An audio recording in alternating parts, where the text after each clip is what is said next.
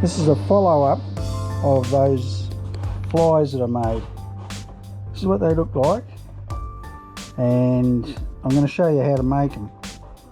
They're pretty easy. Like the way I make them, probably not as good as what you might be able to do a better way of doing it, whatever. But give you a bit of an idea on the way I did them. And this is after following up on looking at another guy that's done them on YouTube as well. They actually look quite good when they're jiggling around the water. The fish go after them pretty good. So we'll get into it. Right, we're going to use a size 4 hook. It's these ones here. This is what I used. And we're going to go by putting him into, I hope this is lining up all right. Putting that into there. Just clipping it off. It's just a trout fly tying thingamajig, just to make these up. And I've just got a bit of cotton on one of these. So people go up after trout tying flies and that know exactly what that is. And I'm just going to go wind a little bit of this on. Now the ones I used the other day held together really well, so this probably will work all right too, hopefully. And hopefully we'll be able to sort this out. The next thing you need is, I bought this stuff from what we call here in Tasmania shiploads, and it's just a craft type stuff. And all we need is just a small little strip of it, about that wide. Just cut a strip off. We don't need much stuff at all really. This might probably even a bit wide. Then we're just going to fold in half, pretty much in half like that. We're going to go in back to front. We go on here like this. See, I could have used a thinner strip, but I want the back to be reasonably wide. And then I'm still going to use this cotton just to bind it on. Now I'll use one of those half-inch type thingamajigs just to help bind that on.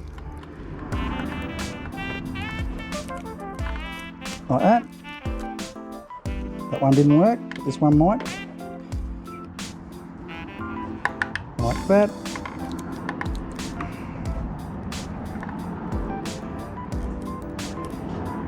And that's just holding that there, just like that.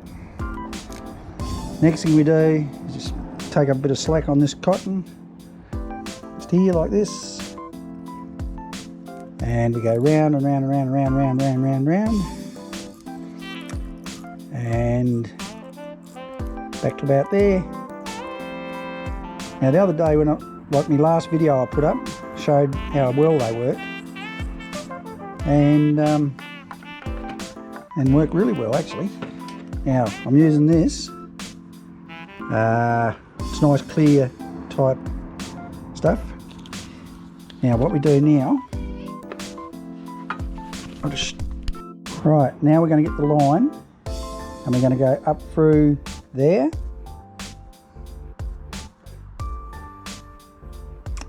and we're just going to leave it there like that. Actually, we don't even need that one yet. I'll show you the other bit first. Here we go.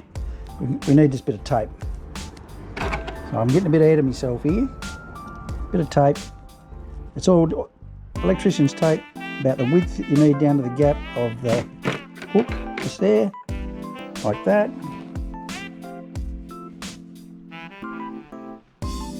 And let me just go over that like that, and there, and over again, and there, and that's about it. Then we get the line.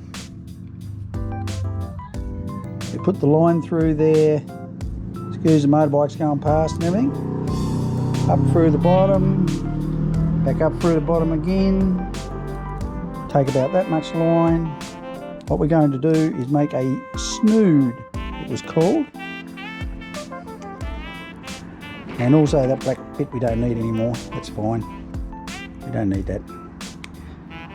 If I didn't tie it off, it doesn't really matter because they worked alright, the other ones. You can tie it off though. So just get back to that snood again. There we go. So this up here, that there, and then that's called, we're going to tie a snood, which I like the word snood. I suppose that's the name of the knot.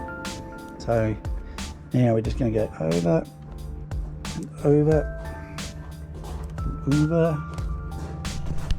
Right, so we're continuing on doing the snood hook loop. We do about 10 around here like that. Just getting a bit closer if I can. So we got 10 around there, like that. I'm just doing sort of anywhere, but if you want to do it neater, you can do it neater. This is just something that worked for me the other day, and so you get that loop that you left there, you come back through that loop, and this is the bit that's called the snood, which must be the snood knot. And you just pull on that and pull on the front one. When you pull on the front one, it tightens it all up. And you pull real hard, and that's never going to go anywhere. And that's got that up to there. Then you cut off the little piece that's left back here.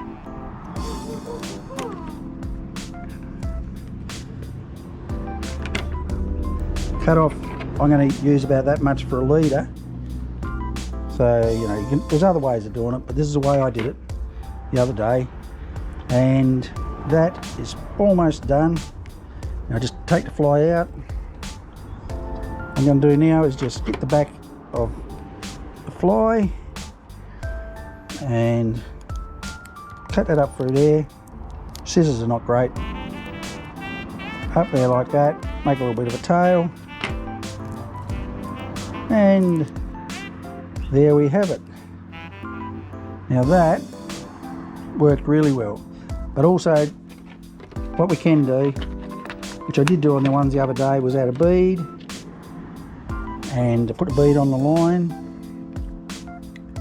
And this is very much the same as all the Sabiki ones that you buy, but you make your own.